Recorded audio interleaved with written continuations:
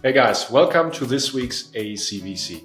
As always in 2025, I'm going to take you behind my scenes with this format, and I'm using it to give you a weekly roundup of the thoughts that I thought about this week and that kept me busy. 3 thoughts for the last week that I really want to make sure they elevate back into your daily stream and daily thinking. So number 1, I wrote about with Construction Business Review and op-ed about what to expect in terms of the demand side and the supply of startups and technology for construction tech in 2025. And so click the link in here in the post where you can see all the numbers that I'm talking about. But just 1 or 2 highlights. So we're obviously operating in a $12 trillion plus industry, about 10% of the world's GDP. Many of you know that. But did you also know, for example, that 96,000 new dwellings need to be built per day? We are building 1 New York City every month for the next 40 years. We're actually having to build 75% of the infrastructure that will exist in 2050 over the next decade. So only 25% of that infrastructure exists today. And so that's one of the things that poises construction and with that the technology to break out. But another one is actually that on the supply side of labor, of startups, let's focus on the labor side.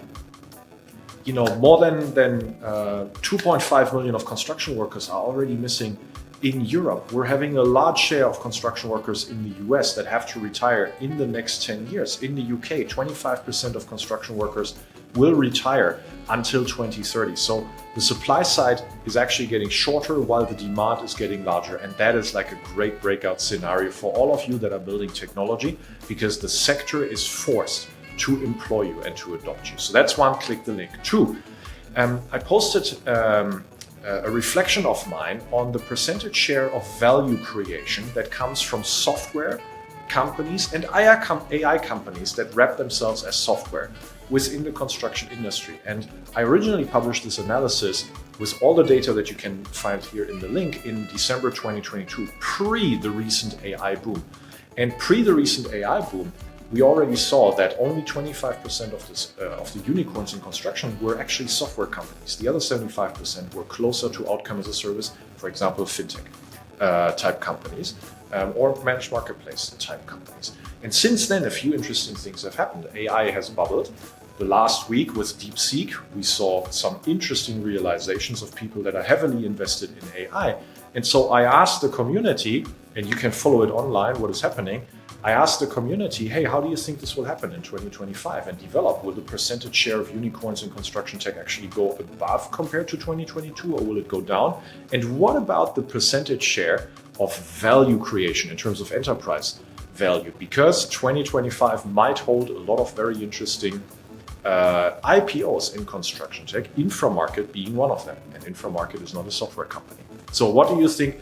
Follow the discussion or join in the discussion below. And then finally, I also mused about the value of non-obvious opportunities. So we have a famous framework on our website, fundamental.com/philosophy, which we call the hidden in spite of obvious framework. Go there, check it out. I find it extremely valuable for founders to pick their next opportunity and to think about what kinds of expansion opportunities they have.